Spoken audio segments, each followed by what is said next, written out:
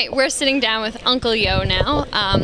Stage performer, speaker, con guest, essentially, yeah. So, you've been to a lot of conventions. What got you started as kind of a big convention name? Actually, sort of worked backward the other way around. The only reason I got into doing any form of public speaking or presenting was because I wanted to keep going to cons. I didn't even know there was a convention scene. I just wanted to go to more conventions.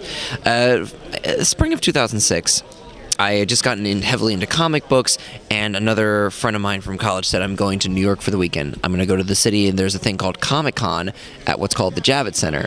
So we walk around with our pilot scripts for our own comic book, thinking that we're going to find some willing artist or some ridiculous company that just takes paper and doesn't immediately go to wipe themselves with it. That did not work. And then, I guess 5 years later, we just read that script yesterday as a live stage reading, which was very ecstatic for that. But I got into doing geek-specific stand-up comedy because I knew it was the only thing that I really knew. Was discussing cartoons from the 90s, was discussing comic books and the big anime's influences. I didn't know there was a community for it. I certainly didn't know there was a physical community where people could meet up until I was at Comic-Con. I did the Anime Parliament, which is a wonderful little panel. You sit down and you have court-style debates over something fictitious.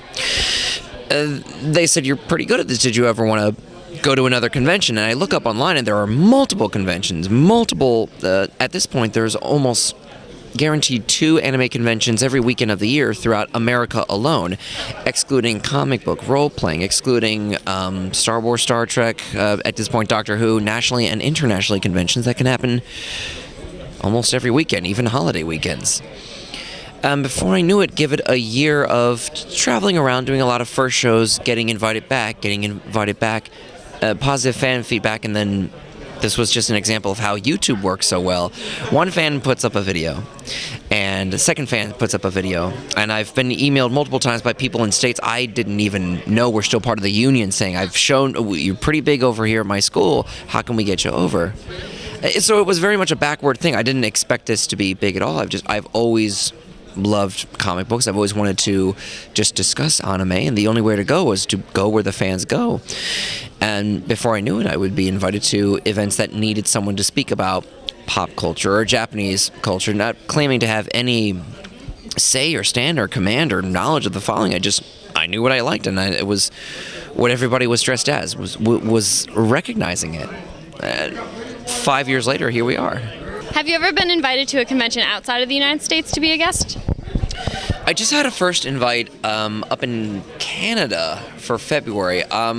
We'll see how it goes. They asked if I had a list of demands. I gave it. We'll see how it goes. It's a smaller, humbler convention, but to be able to say, I know it's the next country up, it's only a few hundred miles, but to be able to say internationally recognized geek-specific stand-up comedian means I'm a Renaissance man. I'm UN. So what are your plans for this weekend? This weekend has been a culmination of a lot of great ambitious projects that I've been pulling together, a lot of friends I've made over the years.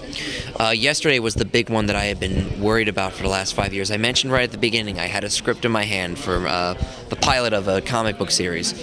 I actually lied. It was an animated series. I had written it for both comic book and anime, so I basically wrote an Americanime script. It was an anime-style script with the elements that I loved of crazy American 1950s pop sci-fi, and the energy that I got from shows like Foodie Cootie, from Trigun, from these classic shows.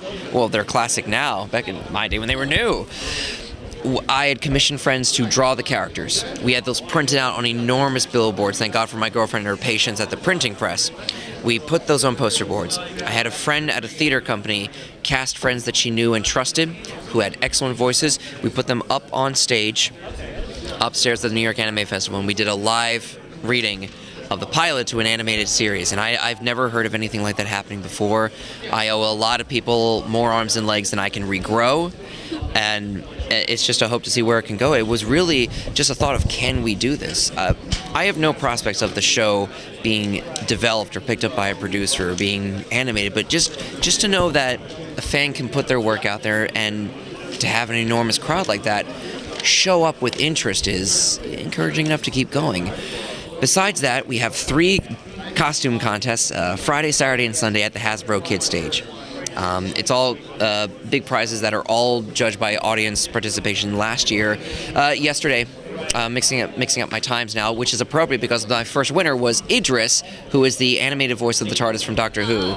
They had an original Idris. She won yesterday. Today, we had someone make if you've ever seen the first Power Ranger movie when they had the animal Zords, the full Megazord, someone did a cardboard version of that. Oh, wow. And he took about 2 minutes to climb up on stage very carefully, because you see that every time when they do the robot feet, they have the giant cardboard robot feet. So they're hollow, they're clanky, they fall apart. So he walks up on stage on those, he has to walk back down and walk back up because he made it to the top 5. Easily won. I can't wait to see what tomorrow will be. And tonight is the Cosplay Masquerade, which is always a very humbling event to be in front of that. I just was always content to just do my stand-up this half an hour, or ridiculously enough at some conventions they'll give me a full hour to just talk about what I like, and if it's funny or some people recognize it, then so be it. But I think the big honor here is to be at the IGN Theater at the Javits Center on a Saturday night and have an audience completely full of people, and then have a spillover room that you can't even see of even more people, and then have a bunch of other people watching from Gaia online that you may never see again. To have that kind of pressure, it's always asked, do you get nervous before going up in front of a crowd? And the answer is, if you don't, then you're not a professional, because you don't know what you're in for. But hosting the Masquerade is always a great honor, to have fans at an industry convention like Reed Pop's Comic-Con come up and show what they can do with their own hands, and some needle and some thread and some dedication. What can they bring, and what are they going to do with these beloved characters and beloved songs that everyone in the audience will hopefully pick up on? Will they get the joke? Will they like the presentation? My next question was actually going to be, do you ever get stage fright? And if so, how do you deal with it? I can remember one instance of stage fright back senior year of high school. We were doing the musical Once Upon a Mattress as King Sextimus, which was difficult to suddenly, in a flash, not only forget your next line, but forget where you are temporarily. Now, King Sextimus doesn't have any lines. This makes it easy. I didn't have a next line. I had a next pantomime that I had to do. Snap back into frame the split second it was necessary. My first show, of course, I had no idea what I was doing. I threw on black and silver tie because I had that in my closet.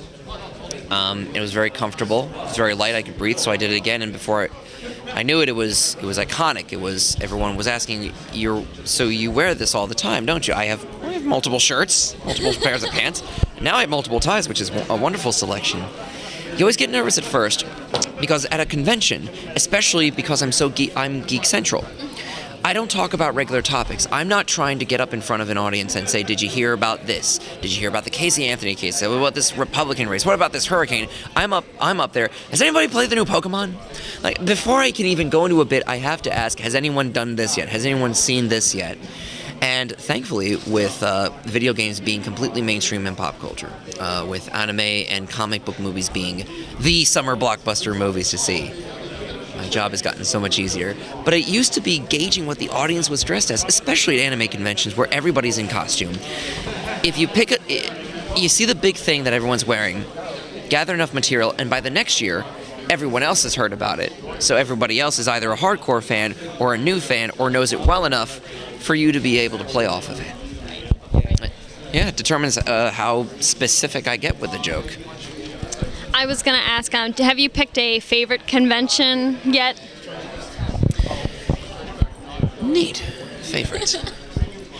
Favorite in terms of location, in terms of food, in terms of travel, in terms of the staff hosting. My favorite shows are the shows that are run by an anime club that just live in a treehouse and once a year lower a ladder and say, everybody in. And that is TaKoshi-Con out in Pittsburgh for me. I, year after year, seem to just get a bigger and bigger welcoming and a bigger following, to the point where I'm looking at the schedule saying, do you guys know that, like, the voice actor guest isn't for another hour, right? Like, you're early. You're either sitting in for him or you're completely lost. I don't know why you're here for me again for the third year. When the staff is very fun and very loose, it's great. I prefer mid-sized cons. Smaller cons are tons of fun. The big cons are completely overwhelming.